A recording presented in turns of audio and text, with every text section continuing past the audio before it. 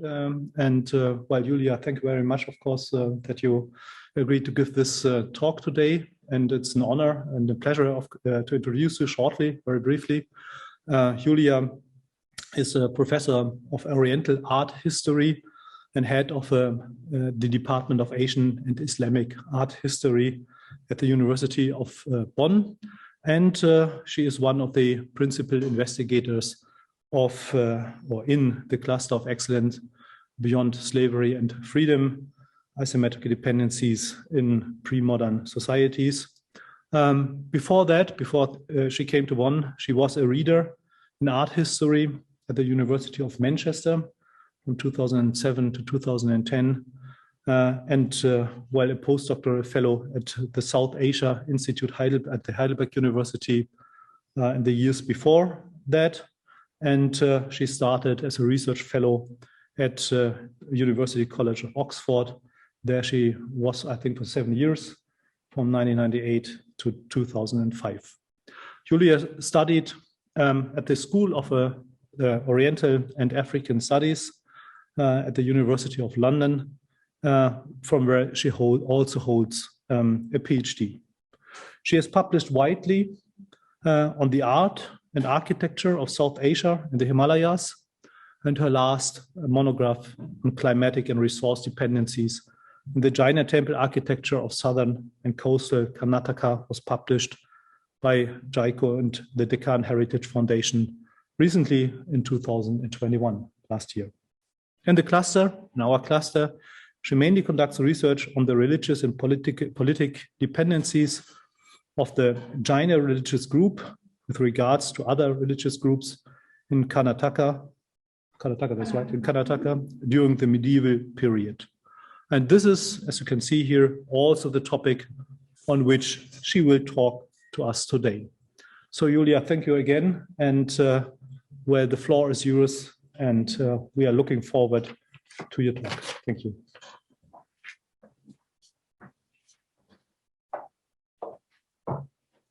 Well, thank you so much for this very kind and detailed introduction, Stefan, Professor Konermann.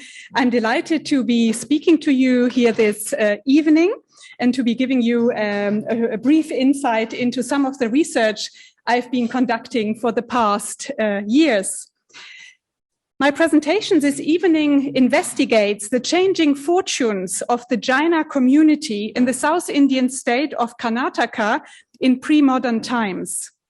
It analyzes how initially, roughly from the 5th century of the Common Era, the authority of the Jainas in the region at first steadily increased. And this was a time when many kings and their ministers were Jaina, and literature and the arts and architecture openly articulated Jaina sacred ideas and were very often also produced by Jaina religious followers. I'll say a little bit about the Jaina religion in a moment.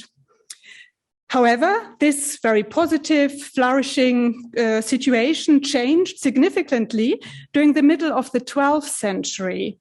Already from about the 10th century onwards, internal changes, transformations had taken place in Jaina society, practice, and religious values themselves. So the religion had started to change.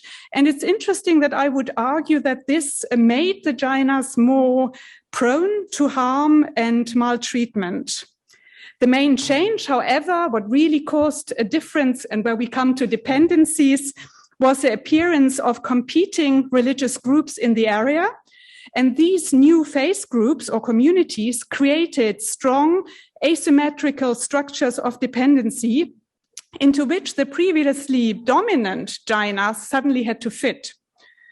Particularly threatening was the newly formed religious creed of the Vīra-Śaivas, who will be the second group we are talking a lot about today. And I'll also say a few words about that in a moment. This was newly formed in Karnataka, so it's a local development. As a consequence of the rise in Vīra-Śaiva control and dominance, the Jainas lost most of their authority and were aggressively persecuted in Karnataka. During this period of religious, political, and communal turmoil, Jaina icons, temples, and religious centers were targeted and destroyed. And this is what is kind of visible already in this first image here from Lakshmeshwar. We have remnants, vestiges, relics of these destroyed statues at many sites. Others were annexed. They were not destroyed, but they were annexed, they were adapted, and they were reused by the Vīra-Śaivas. In spite of the severe decline in Jaina influence, however, the faith continued to be practiced and it survived.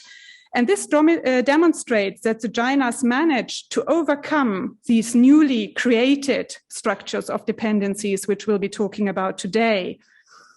These are sort of the core issues which I would now like to examine with you in more detail. And the work which I'm presenting is work in progress. So it's progressing on good days every day. So it doesn't work. Doesn't want to, the buttons, sorry.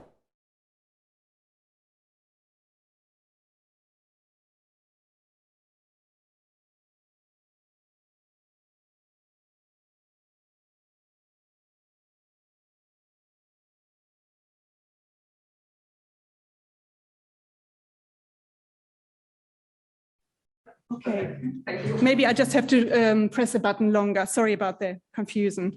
So just as a brief introduction for those not so familiar with the Jaina religious group, Jainism originates in the east of India, in the state of Bihar. It's actually the same state where also Buddhism found its origins, and at exactly the same time in the 5th, 6th centuries before the Common Era. A severe drought, however, which affected the region during the 4th century before the Common Era, caused large sections of the local Jaina community to migrate from the area. And this migration went on the one side kind of to the northwest of India, and the other section migrated to the south, which led to a split and resulted in a schism between two main sects of Jainism. And these are, on the one side, the so-called sky-clad or naked Digambara monks on the left side, and the Shvetambaras, who Shveta is white or cotton, so this describes their attire, the attire of the male monks. Why it doesn't it should be really easy, but if you try, the arrows don't work. How did you do it? You went down? Yeah. Okay, I'll go down next time. Thank you. Legends reflect the introduction of Jainism, which we heard originates in the north of India, in Bihar, to Karnataka through the religious teacher Bhadrabahu in the 4th century before the Common Era. And we have quite a few sites commemorating or connected with this important teacher Bhadrabahu. On the top right, you can see his meditation and enlightenment cave, where we believe that he reached enlightenment and kind of died and found kind of release. And according to the legend, Bhadrabahu was accompanied by Chandragupta Maurya. He's the grandfather of the famous Emperor Ashoka in the 3rd century, 4th century BCE. And we have this very interesting temple on the left, which is the Chandragupta Basadi. Basadi is a local term for temple. And it has these 12th century steel-tied screens, which you can see here on both sides of the doorway, which have been decorated with 45 panels. And these panels, of which you can see a detail on the bottom right, show this migration, this alleged migration by Bhadrabahu and Chandragupta to the south, bringing Jainism to Karnataka. Now, despite this legend and the many sites connected with this story, historically, it is actually more likely that the religion was transmitted from Bihar along the east coast through Orissa and into Tamil Nadu, and that it reached Karnataka along this route, probably about the 2nd century of the Common Era. Jainism became firmly established and proliferated extensively till about the 9th century of the Common Era. One reason we believe for this popularity and increase in followers in Karnataka during this period appears to have been a particular subgroup of the Digambara Jainas known as the Japaniyas, who were more liberal than conventional mainstream Digambara Jainism. They, for instance, the Japanese, for instance, believed in the salvation, that the salvation is also attainable for women, which mainstream Digambaras do not support as a belief. And the Japanese, we can at least read from inscriptions, clearly contributed to the firm integration of Jainism into the wider society and the propagation of communal harmony throughout the region. So it really was a very positive, flourishing, a period of prosperity for the Jainas. In addition, the spread of Jainism appears to have been further supported through its ability to adapt well to local circumstances. This is also something which is often mentioned in connection with Buddhism, that it could adapt very well and spread very well. But as will be shown later in this presentation, Jainism survived in an especially sound and thriving condition in the coastal region of Karnataka, the west coast, where it entered into a close dialogue with local customs and Hindu practices. After this initial phase of introduction and consolidation of the religion in Karnataka, during which we only find sort of low carvings, as you can see on the top left, we have no temples and statues surviving from this very early period in the early century CE. But Jainism then flourished intensively and actively, and from the 9th to the 11th, 12th centuries, of which these two temples date here, it expanded, and we have a lot of remnants. These are quite early temple structures. The one on the right dates from the mid-12th century. It's that Chandragupta Basti of which I just showed you these screens. And the temple on the left, at the bottom left, is very large. It consists of 5 temple structures which have been interconnected. It dates from the late 9th century, and it has some additions from the 11th and 12th centuries. These temples were raised during the so-called Ganga period, the earliest phase of temple building. The Ganga period, and especially also the following Hoysala period, which I'll show you some examples of in a moment, have often been classified as the so-called golden age of Jainism in Karnataka, a period of flourishing. Although I find the term golden age, it's complex and it's problematic in many ways. But in order to show you that this was really a period of wonderful expansionism, which lasted up to the 12th century. However, this period of flowering was soon followed by pressures, intimidations, and coercions. Already during the second half of the 11th century and in the early parts of the 12th century, the Jaina community came under relentless political and physical attack, leading to a severe decline and a struggle for survival in the area. There is literary as well as artistic and architectural evidence for this persecution, which I'll show you in the following. Now, so far, we had highlighted the ability of the Jainas to change, to adapt as a positive skill.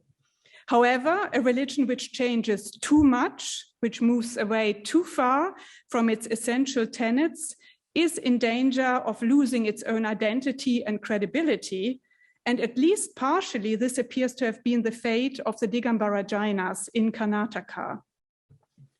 Because in a way, it is ironic that it was this phase, which I just outlined, the phase of stability and calm and increased authority, during which these temples, these are now the slightly later Hoysala temples here on the top and at Kamalapuram, in Belgaum, and on the bottom at Halebit. This is mainly under the rule of the Kalyani Chalukyas in the north and the Hoysalas in the south of Karnataka, roughly sort of from the 10th century onwards, which appears to have motivated the Jainas to undertake substantial changes in the organization and social outlook of society and the structure of their own religion. So at first, they actually act themselves and change the religion in a way which I'll show endangers them. And then we come to external problems in a moment as well. So these changes are reflected, for instance, in the emergence of Jaina castes. You all know about the caste system in India. The Jainas actually originally didn't have castes. Caste means that the society is structured into different groups which are hierarchically positioned. Now, suddenly the Jainas introduce social differences. They elaborate their ritual practices. Whilst before they had a very ascetic kind of ritual, a very reduced form.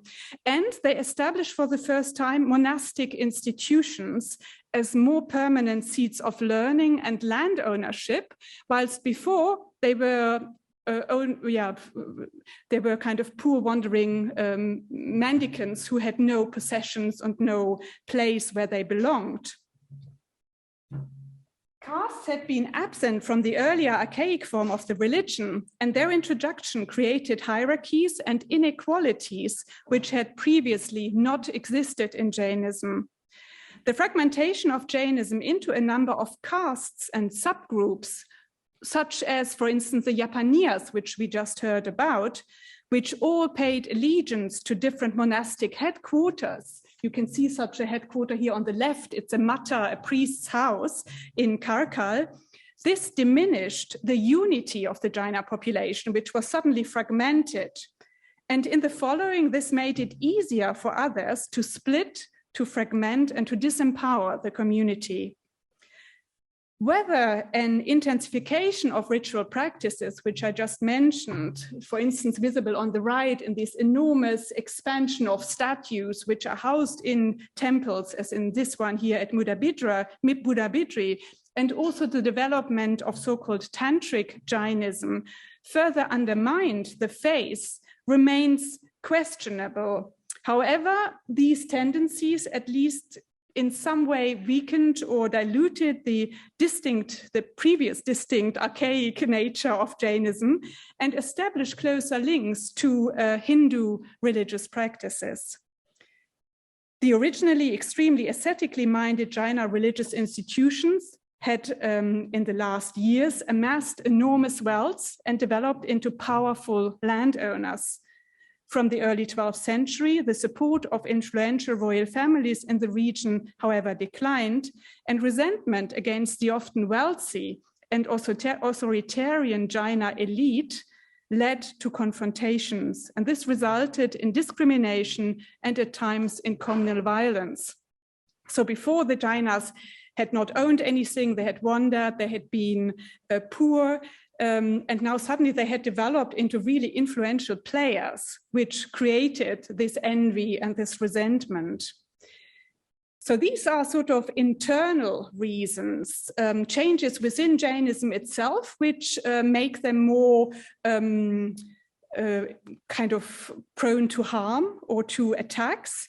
And in addition to these, what I call internal reasons undermining the authority of the Jaina community, also external forces, things happening around them, which they have no control about, in the form of local as well as incoming religious groups, started to threaten the Jainas too.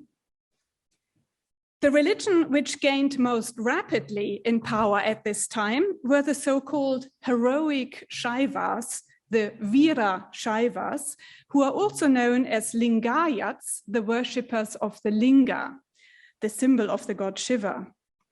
Vīra-Śaivism was initiated, it finds its origin, it was created in northern Karnataka by Basava, whom you see here on the left. He is also known as Basaveshvara or Basavana, who lived between 1131 and 1196. So it's a new creed being created in the 12th century. Vīra-Śaivism is a bhakti reform movement focusing on the god Shiva. at this time, bhakti movements are very widespread. They can be connected with various divinities. Now, the bhakti message is one which rejects caste completely. The followers are usually they quite strictly follow their creeds. They're often quite militant or aggressive, but the power of these religious groups is based on their love for a particular god, to which you kind of give yourself, and you even give your life for this divinity. So it's a very powerful and emotional kind of movement. Although it's this Shaivism, this Hindu form is part of the name, and they also worship the linga, which Shiva worshippers do, it's actually not a subgroup of Hinduism, but a distinct phase. This has been shown by many scholars working on the Vīra-Śaivas in particular. It's not a subgroup of Hinduism, and this becomes particularly apparent, for instance, in the complete rejection of the Vīra-Śaivas of multiple gods. They only worship the linga. They reject the concept of karma, that what you do in this life has an effect on your next life. They reject the authority of the Vedas, the main text of the Hindus. And the Vīra-Śaivas preach very forcefully against social inequalities and reject the caste system. Orthodox Vīra-Śaiva followers also reject temple worship, sacrifices, and the concepts of purity and pollution, which are central to mainstream Hinduism. Now, the Vīra-Śaivas worship Shiva, but only in the form of his symbol, the symbol of the linga, the phallic symbol of the god, which they wear around, sort of in a thread around their neck. Now, this is a very elaborate linga container, where the linga is down in that gold pendant at the bottom, and it includes here Rudraksha beads. This is very unusual. It's for a special occasion, but ordinary people have just a cotton thread and a little sachet around their neck and have the linga always with them. This is the only thing they need. They don't need temples or images. Now, the Vīra-Śaivas were really the most dominant, the most influential group here, but in addition, also mainstream Shaivas and a group called the Kalamukas, an extreme Shaiva sect worshipping only Bhairava and Kali, gained also in power at this time. In the 15th century, the powerful expanding cult of the Vīra-Śaivas, however, absorbed, for instance, the Kalamukas, so they also annex and take over other religious groups. Following the communal unrest, the Jainas were turned into a minority in Karnataka, from the dominating majority to a minority, with different Shaiva denominations, all increasing in number and authority. Now, in addition to this largely local, regional strife, the Jainas were present, Vīra-Śaivism is created in the region. This is more a local development. However, also from the mid-12th century, also Sri Vaishnava, these are Bhakti followers of Vishnu from neighboring Tamil Nadu, penetrated into the region from the southeast, and to a lesser extent also Muslim groups from the north infiltrated the northern parts of Karnataka from about the late 13th century onwards. So all of these faith groups acted as new rivaling forces, upsetting the previous relative Hindu-Jaina religious equilibrium in which the Jainas had been dominant, but were now relegated to kind of fourth or fifth rank in the kind of hierarchy of religious influence. As we have seen in the demise of the Jainas, internal and external reasons came together. Here I'm showing you two Vīra-Śaiva places of worship, and you can see that in addition to the linga, they also worship the gurus, so images of their teachers. And these on the right are cenotaphs. They commemorate religious teachers, which are not really venerated in the, as kind of divinities. It's just that an image is placed as a commemoration. It's more a memorial kind of architecture here. Now, the importance of Vīra-Śaivas in trade and commerce appears to have expedited the swift conversion to the new phase of the ruling families of Jaina families of landowners and heads of trade guilds.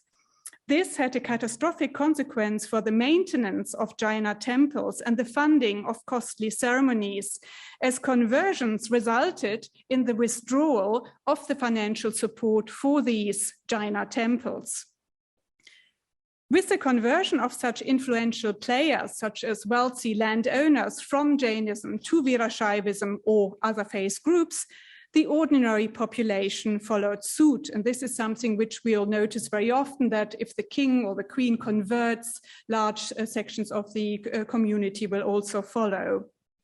Now, it's interesting that even religious figures such as Jaina monks, who by this time were often in charge of large properties, appear at times to have been more concerned with maintaining their own newly acquired worldly powers and wealth than with sustaining the survival of Jainism.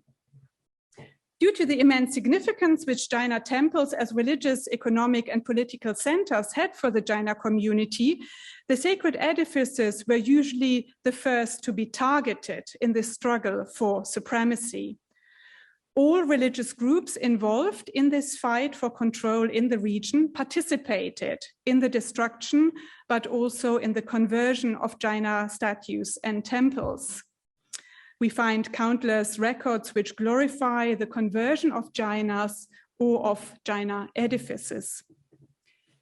Okay, so much to the kind of religious, the political background in the region. I would now like to turn with you to examples of the art and architecture, where we can see this strife, this coercion very clearly. The internal religious changes taking place in Jainism, as well as the confrontation with other faith groups, had a marked effect on Jaina temple architecture in the region. Due to their changed outlook, we talked about these changes happening within the Jaina religion itself. This can also be seen in the architecture. Now, the earlier Jaina temples of the Ganga period, which, as we said before, is the 4th to 11th century, the temple on the top on Megudi Hill, for instance, is such an example. It dates from 634. These early temples, as you can see here, exhibit an almost utilitarian character and reflect a form of the religion which propagated an ascetic lifestyle. They are not lavishly decorated, they're plain, they're simple, they're cubes piled on top of one another. However, with this increase in authority and worldly influence and the growth of monastic institutions and the economic influence of the Jainas, the socio-religious values of the Jainas changed, and this had a marked effect on the temple architecture, as you can see below. At least some Jaina temples dating from the subsequent Hoysala period, which is about the 11th to 14th centuries, display an amount of decoration and ornament, which visually represents a celebration of beauty and a more this-worldly outlook. This at the bottom is the Shantinata Basadiya Jinanatapura, dating from the early 12th century, and you see how the walls are almost crowded with depictions of a diversity of Jaina divinities and sacred figures. Even more marked than these voluntary stylistic changes, this happens all before they are targeted. Even more marked was the influence of Vīra-Śaivism and other denominations on Jaina temple architecture. Starting with the early mid-12th century, large numbers of sacred places, which were hubs of wealth and they were social and political centers, they were looted and destroyed. And as the icons, as the religious images were the most important elements of these sacred sites, these were often targeted first. Within the assaults, it's interesting that within these assaults, which removed these images or targeted these temples, different approaches towards the statues can be outlined. Now, a large number of Jaina temples were actually robbed of their sacred statues. And then we, as you can see on the left, we have only empty pedestals, empty altars where the images here used to be a seated large figural sculpture, which has obviously been taken away. And if the images were removed, as in this case here at Aihole in the village, the temples were actually very often spared. They were then not destroyed, as this rendered them religiously and politically impotent and deprived the community of their authority. This was also the case in the Chanvanateshvara temple on the right at Bhatkal, whose statues were all eliminated and which has not been reconsecrated, although the edifice actually itself was only marginally damaged and it could very easily have been reconsecrated. Of particular interest were also metal images which could be molten down and the metal could be recast either to produce new religious icons or even non-religious artifacts such as coins, jewelry, or armory, and also precious stones, which are often inlaid in metal images of the Jainas, were also broken out and recycled. However, the statues were not always completely removed. There are instances where the images were left behind, but they were desecrated. In order to defile them, it sufficed to simply remove them from their raised pedestals and to place them onto the dusty ground. As you can see here on the left, a sacred image would never be placed just on the ground. You would always raise it from the floor above a human being sitting to show the importance of that figure or being. And in a new Vīra-Śaiva context, they were also often smeared with ashes. As you can also see on the image on the left, these white stripes is sacred ash, vibhuti, signaling their Shaiva annexation. Digambara images have to be completely unadorned. They should show that these monks have given up everything, their pride, their clothes, their decorations. So when you start decorating or smearing colors onto them, they cannot be worshipped anymore. In other instances, the statues were disfigured. For instance, on the right, you can see that the image in the photo on the right, but the image on the left, the face has been cut off. Sometimes it's an arm or a foot which has been cut off because an image has to be perfect, to be venerated. It should not be damaged. And the mutilation of the face of a sacred image is an especially pronounced gesture, also known from an Islamic context. Now, even more powerful, I would argue, than the damage or defacement of a statue is its full decapitation, which you see here in these two examples from Aihole on the left and from Lakundi on the right. The complete elimination of the head precludes a later reconsecration of the statue. Furthermore, it prevents devotees from looking at the eyes of a figure, which bears strong significance in not just Jaina, but in any kind of worship, really. Beheaded figures were frequently displayed at the front of temples in order to signal their takeover.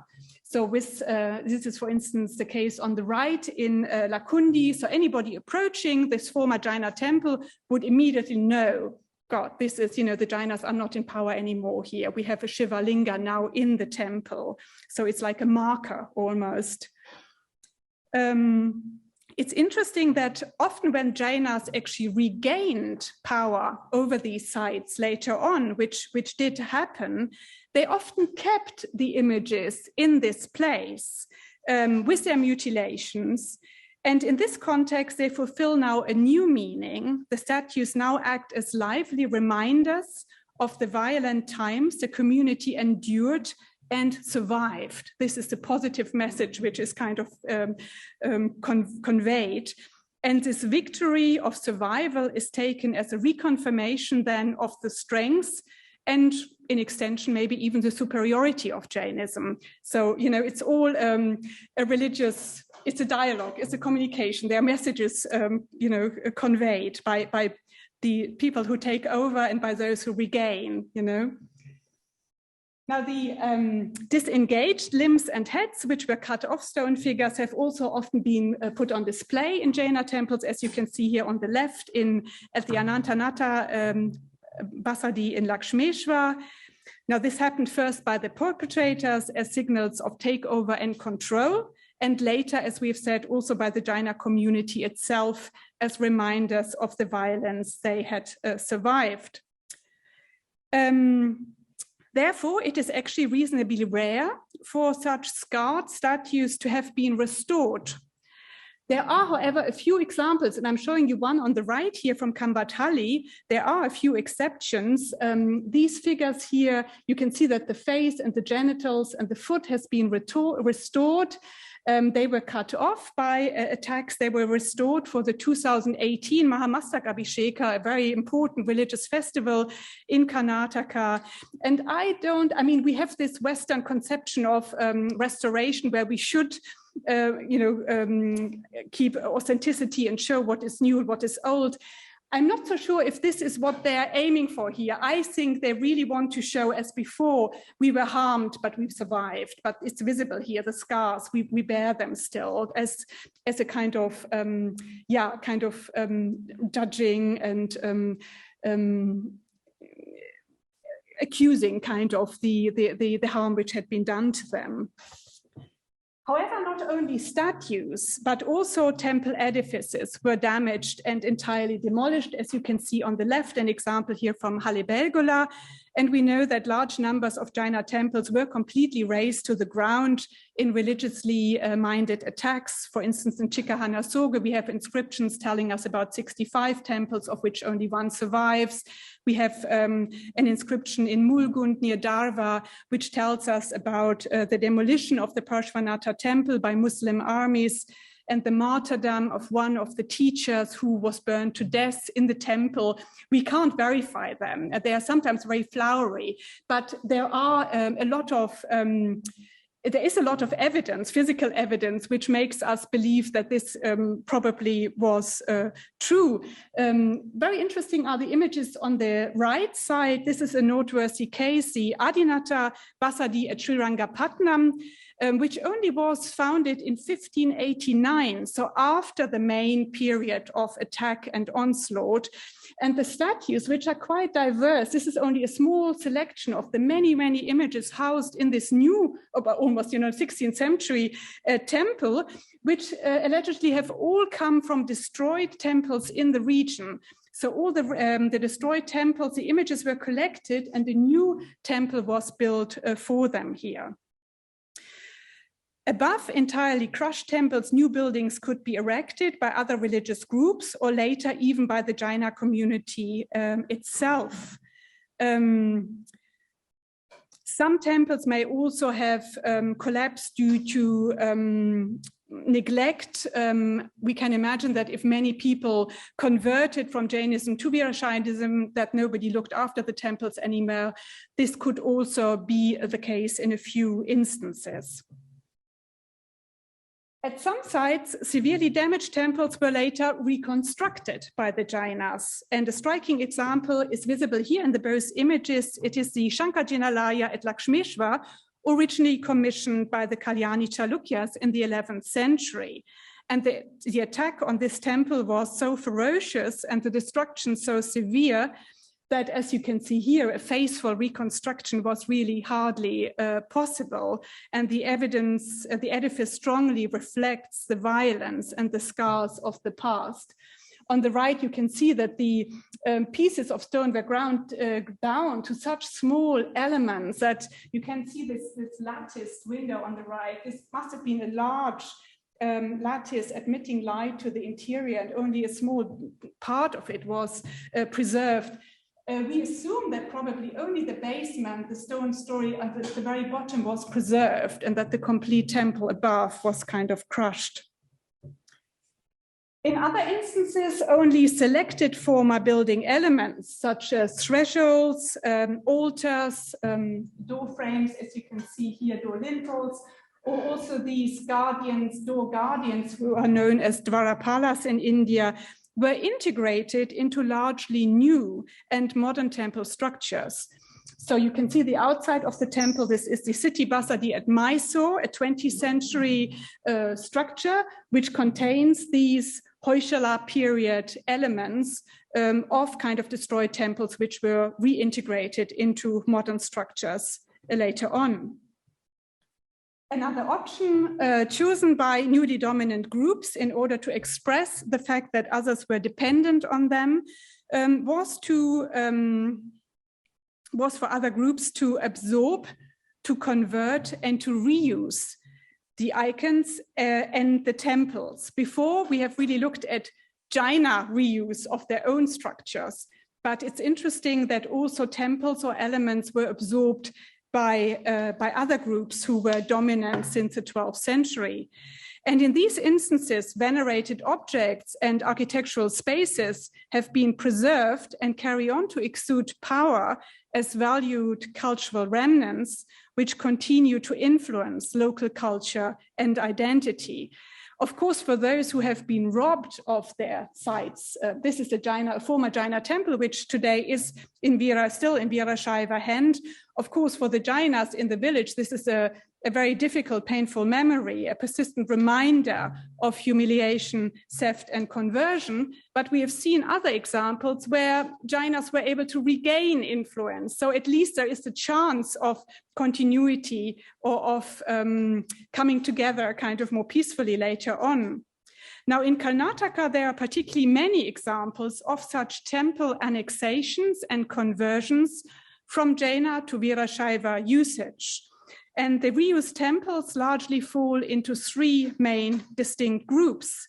Those which very openly publicize the fact of appropriation, who are almost proud of this takeover.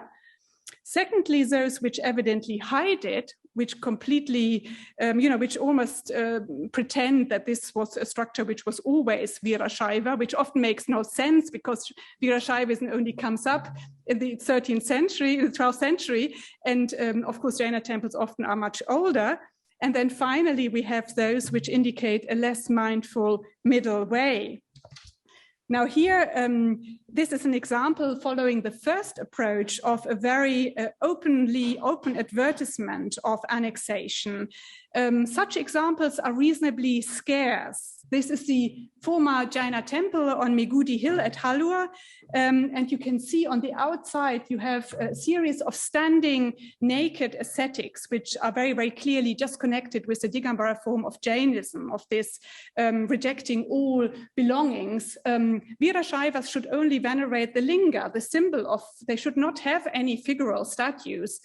And they could easily have cut them off or removed them, but it's much more powerful to leave them out on the outside as kind of almost trophies. You approach the temple and you immediately know that this was Jaina before. But we have very few examples where it's so prominent. Reused temples where the Jaina origin is less apparent are more numerous. And as I mentioned before, we have here two different gradations of how cautiously the adaptation has been conducted. In some instances, the new rulers or users have taken considerable care in removing all traces which indicate a Jaina origin. And in these examples, it's really only by written records that we know that this temple was Jaina before, because it has been so carefully covered up. However, in most cases, there are traces that a takeover has happened. And this can, for instance, be seen in the Jaina statues carved normally onto the lintels above the entrance to the shrine room. These images are known as Lalata Bimba. And as you can see, the photographs are unfortunately not so very clear, but I think you can see that the former images which were on the lintel above the door here at Hangal and Anigeri were carved away. They were chiseled away. So we just have these depressions.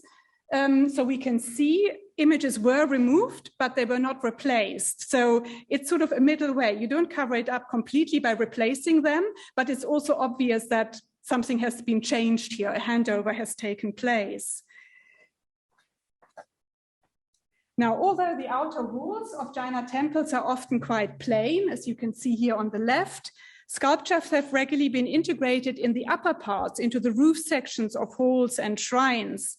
And whilst iconographical remnants on the inside of temples, as we just saw, were normally quite carefully removed, at least, because one wants to create an environment inside the temples which is conducive to one's own new ritual.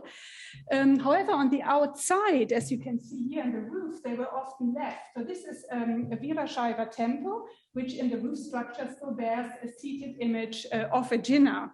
Today, this is the so-called Naganatha temple at Lakundi. Interesting is also the inside. You remember that the pedestals, the altars were often kept, but the images of the Jainas were removed. In this case, the altar has not been left empty, but here a new image of a Shiva Linga has been placed. And it's fascinating because in the back of the seat of this altar, you can see a snake with seven-hooded snake, which is associated with the Jaina Parshvanatha, the 23rd saint of the Jains.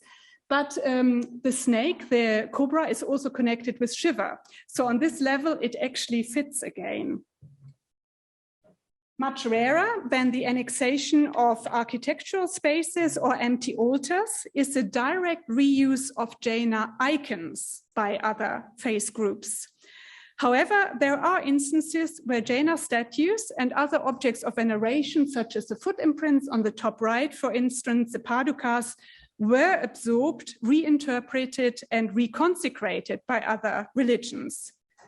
Particularly fascinating is that also the Vīra-Śaivas, whose tenets reject image veneration besides that of the Linga, also they absorbed and continue to venerate Jaina statues and symbols.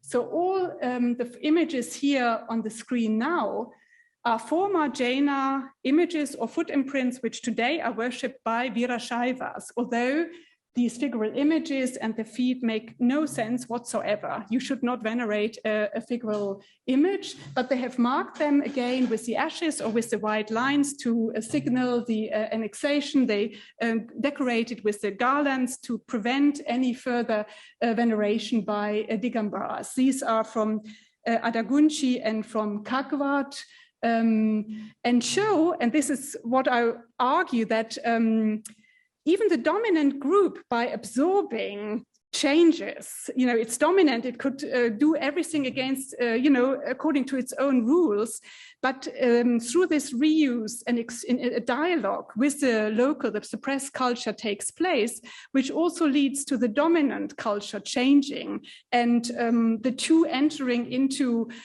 at least an artistic dialogue, which, these images were kept, they're still worshipped. Literary evidence and colonial reports indicate continued discrimination against the Jaina community in Karnataka well into the 19th and 20th centuries.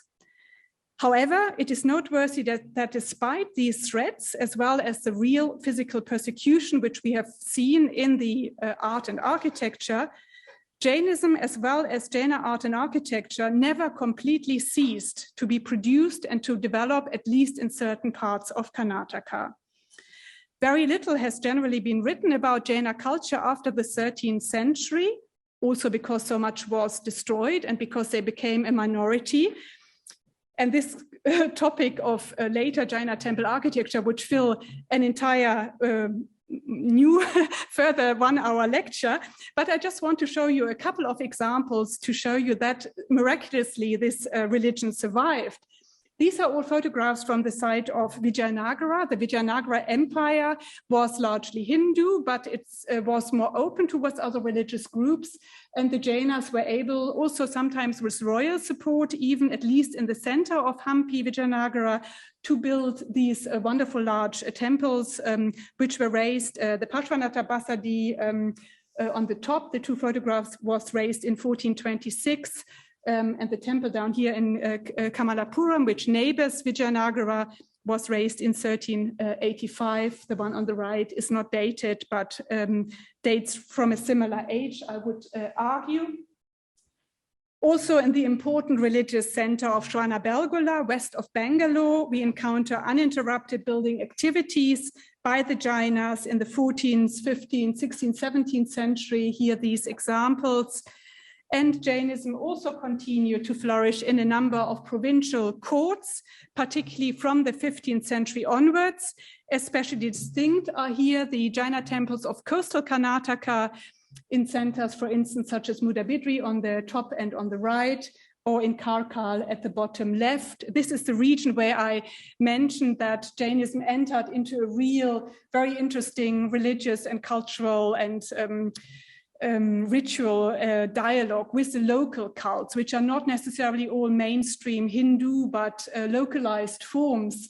But these are all quite distinct centers where Jainism kept a footing.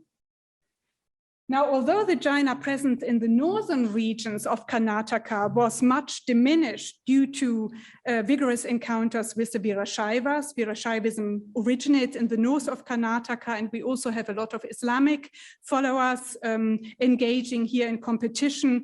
But still also here we have a few examples. For instance, the examples I showed you from Vijayanagara, from Hampi, that's also quite in the north of Karnataka, and the example on the left is a temple from Bagalkot, which was actually raised in 1976, showing that there is continuity today as well. Now, especially pronounced in this context is also a migration of the second group of Jainism, the Shvetambaras, into this previously Digambara-dominated area. We talked about this schism and that the Shvetambaras are tendentially more prominent in the north, whilst the Digambaras are tendentially more prominent in the south. And the Shvetambara Jainas move into the south for commercial reasons. And this is especially pronounced during the past 40 to 50 years. But the example on the top right is at Gadag, a temple from 1914, showing you that there was also earlier encounters. On the bottom right, you can see that there are also many contemporary buildings. This temple, a Shvetambara temple near Bangalore, in Devanhalli near the airport, is still under construction and showing a combination of northern and southern styles. And this shows that despite their persecution, there is an uninterrupted continuity of Jaina constructions throughout the region of Karnataka to the present day. To conclude, the situation I've outlined in my presentation today shows very complex relationships and interactions between different religious groups in Karnataka. This was particularly pronounced during the period between the 12th and the 15th centuries, but in many areas continued well beyond it. Jainism was only one of many beliefs in a system of interrelated faith communities who were all competing for an increase in their following and for religious, political, and financial influence. Due to changes undertaken in their own religious structure during a period in which they found themselves in a situation of superiority, the Jainas appear to have become, or Jainism appears to have become more susceptible to criticism and competition by not being so clearly different from other faiths anymore, by merging, by abolishing ideas which they had abided by for such a long time. And through these changes, Vīra-Śaivas in particular were able to gain power and to exercise control, coercion, and constraint over the Jainas in Karnataka. Despite this period of severe persecution, of which this image is just another reminder, Jainism survived at a number of provincial courts and with some support from individual rulers and wealthy merchants managed to persist in a reduced form and slowly to enlarge its weight again.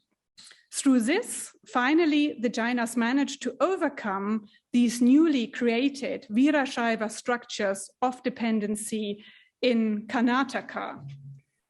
And the final image for today is just to kind of bring this debate to the present. Today, when farmers plow their fields, they very often find images just in the ground, images of destroyed temples which are brought up Very often they are Jaina because there were so many destroyed Jaina temples. Often they're destroyed, but sometimes the figure in the middle is fully preserved. You can see this is actually it's Bahubali. It's a son of one of the Jinas. It's absolutely clear that this is not a Vīra-Śaiva image. But if, I mean, this came up while I was in Karnataka in 2006. But if the majority in the village is Shaiva or Vīra-Śaiva, they still annex the images. And I think today, you know, they mark them immediately, so the Jainas can't worship them. And I think it's today not so much, it has not so much to do with religious rivalry. It's often about the ownership to the land, because if the image is brought up in a field, this shows that this probably before was the site of a Jaina temple, and the Jainas could reclaim the land. They could take it to court. So they immediately say, no, they're Shaiva, to stop the debate. And this stops me. Thank you very much for your attention. And I would be very happy to accept questions if there are any. Thank you.